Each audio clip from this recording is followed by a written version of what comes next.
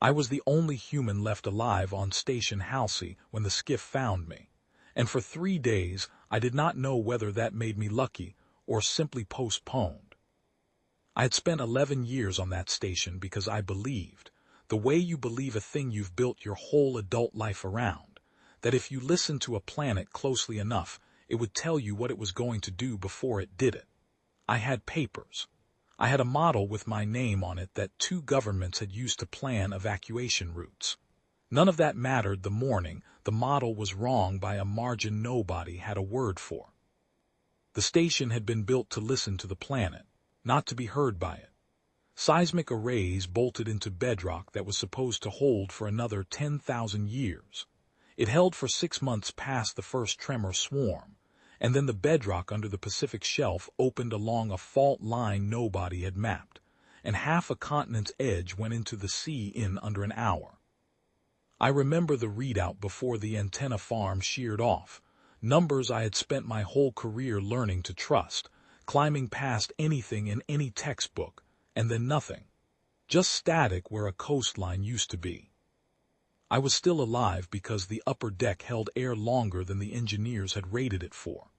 I was found because something was watching from orbit, cataloging the wreck of my planet the way you catalog a body before the inquest, and one of their craft came down through the ash to take a closer look and found me instead, half frozen, breathing canned air, banging a wrench against a bulkhead because I had run out of any better way to make noise.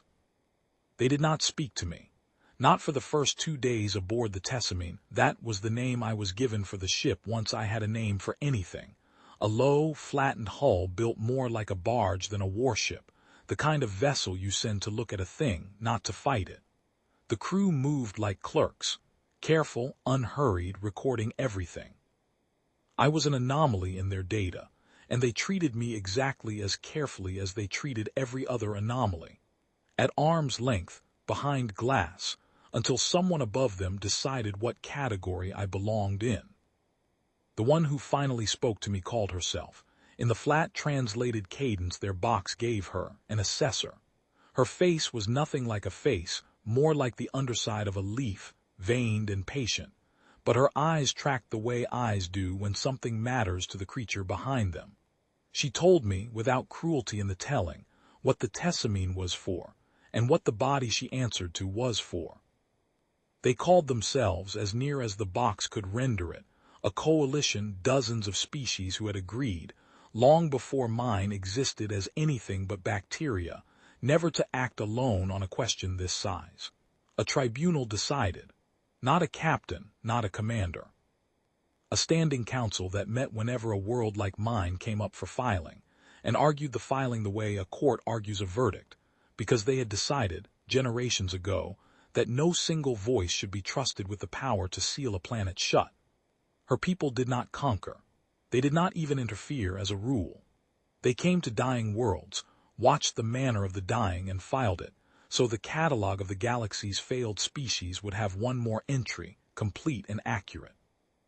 Mine was being filed under class terminal, structural collapse, civilizational. The classification carried a closing date. Once filed, the system would be sealed, no traffic in, no traffic out, no further contact attempted with whatever was left. A mercy, she called it in that flat voice. No one likes to watch a thing die twice. I asked her what they did with the bodies before they sealed a system. She told me the question did not have an answer that would help me, which I understood, eventually, to mean she did not have one either. We went down through the ash on the 3rd day, low and slow, to take the final readings before the file closed. I watched the planet come up at us through the viewport the way you watch a wound. A trench off the western coast had become a glowing seam you could trace from orbit.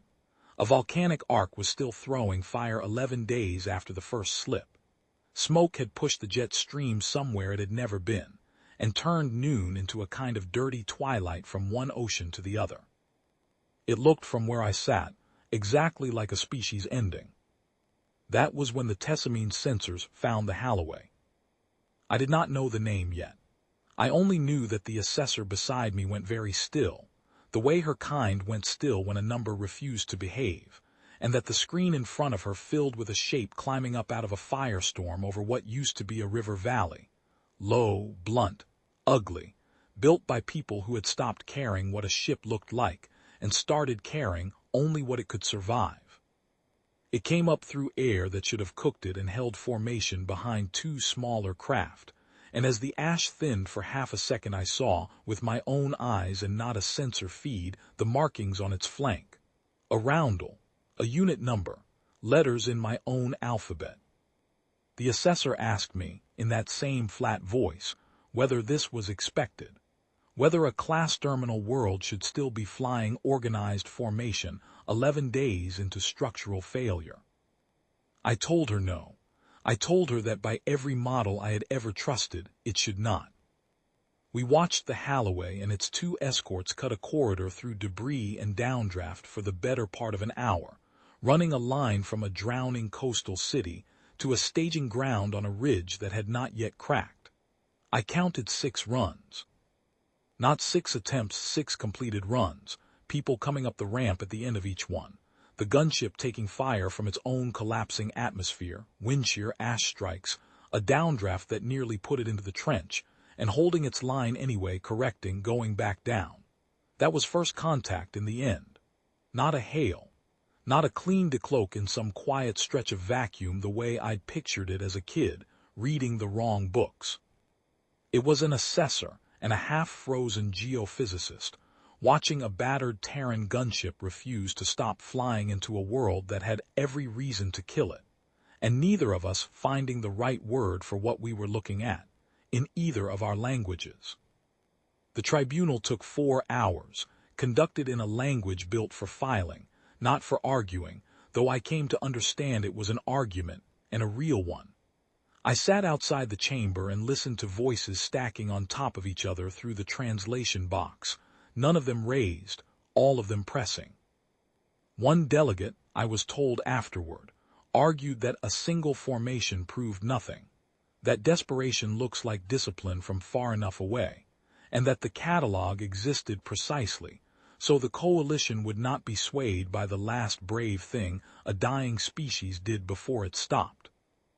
Another argued that the catalogue had never once recorded 6 completed runs under fire from a planet's own death throes, not in 400 cycles of filings, and that a model which could not account for that was a model, not a fact.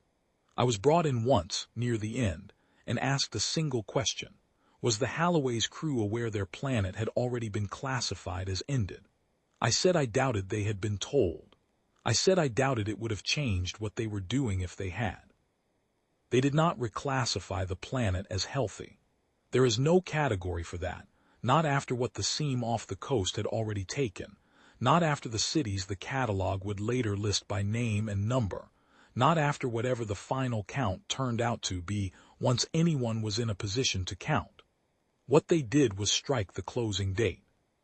Class terminal, ongoing, a status, the assessor told me, reserved for almost nothing, because almost nothing kept doing what the Holloway had done after the models said it should have stopped. The system was not sealed. I do not know, even now, what would have happened in the 4 hours before that decision, if a gunship crew 11 days into the worst week, their planet had ever survived, had simply slowed down, or turned back, or done any of the things the catalogue expected of the dying. I only know they didn't, and that not knowing they were being watched, they did the one thing that mattered more than anything I could have told the tribunal myself. I went home 3 weeks later, on a different ship, to a coastline that was no longer where I had left it. I never told anyone what almost happened in those 4 hours, not because it was a secret, but because there was no way to say it that didn't sound like a story you'd tell a child to make a disaster bearable. The truth was smaller and harder than that. We were not saved because someone arrived to save us. We were spared because, at the exact moment someone was deciding whether we were already gone, we had not yet agreed to be.